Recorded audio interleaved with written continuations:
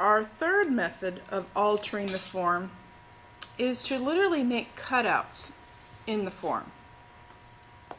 And I think what I'm going to do with this one is I'm going to create another set of incised lines. I'll tip this down so you can see it down here. And I'm going to follow the incising of the line to form my cutouts.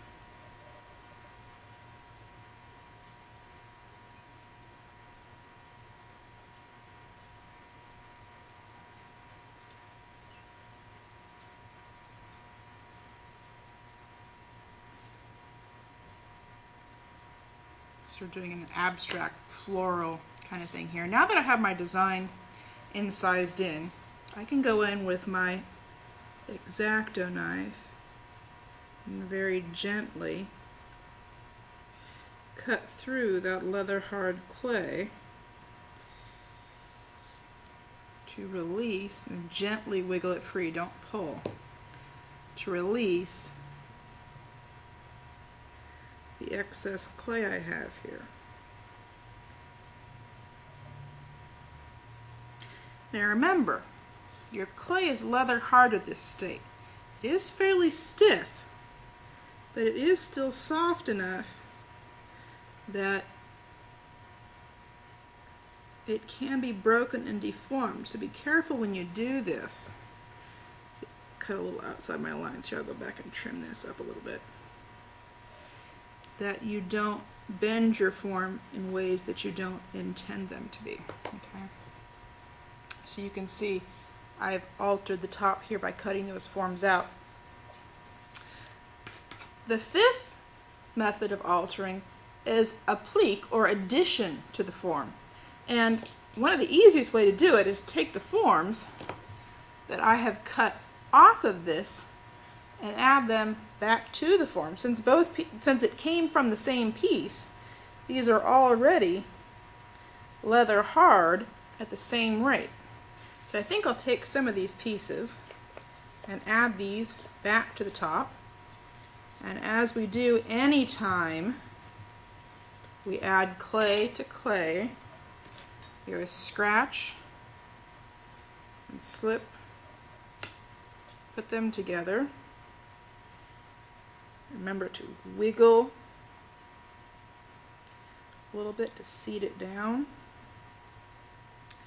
And we're going to want to take a little coil of clay, just like we did with our other forms, and put that little coil of clay in there in the seam. Make sure you put a little extra slip in there. And by doing this, you can actually end up with a form that was bigger than the one you initially started with. It's one way to add height to a form. It's by cutting one area and adding back to it. So you see I've pressed that coil in all the way around, and I'll let that wait until it's leather hard, and then I'll go ahead and clean the rest of that up, as well as beveling some of these edges. If you want to, your cutting through doesn't have to be at the edge. You can also cut through the center of the form, but be careful when you do this that you're not cutting away so much of the form that you take away the integrity of the piece. And what I mean by that is, if I were to cut here and then cut another piece out here, this piece here may be too thin to support the weight of the clay. Now when you cut out windows like this, often if we take our fettling knife and if we bevel this inside edge, carve away some of this inside edge, it'll make this cutout look not quite so chunky. So if we look at this side versus this side, you can see the visual difference in those. And that all comes down to your choices. What do you want the visual effect of your piece to be. Okay. The final technique that we're going to use to decorate, alter our Leatherhard form is the sgraffito technique. Now, sgraffito means carved through.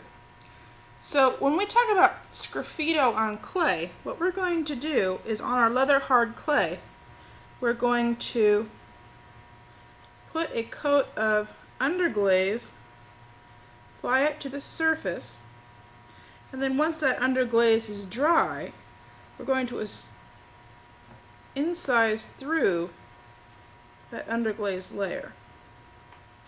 Now, because we are working with a Leatherhard clay and not bone dry clay, not bisque fired clay, it's going to take much longer for this underglaze to dry.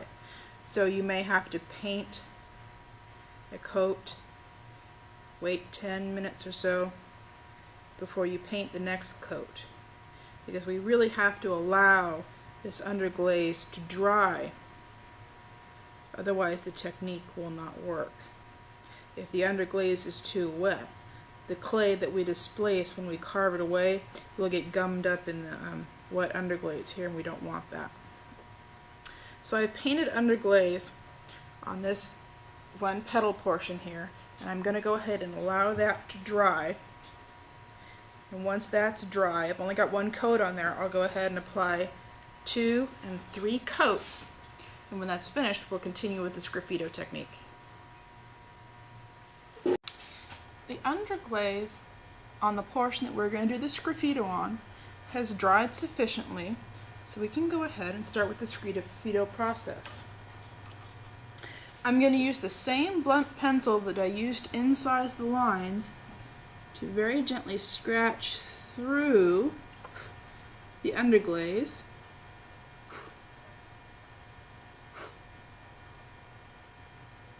to reveal the white clay underneath.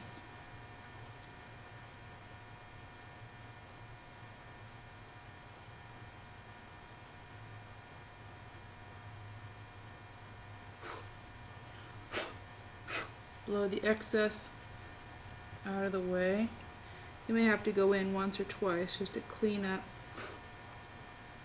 some of the crumbs that may have lodged themselves in the design.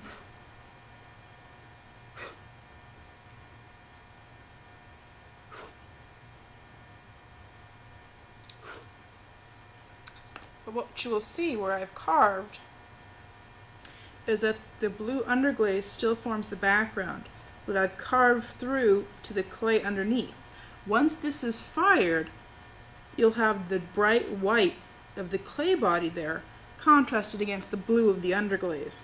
This would be very difficult to do any other way. If I had carved these lines first and then tried to paint the underglaze around them, I wouldn't have this nice crisp line.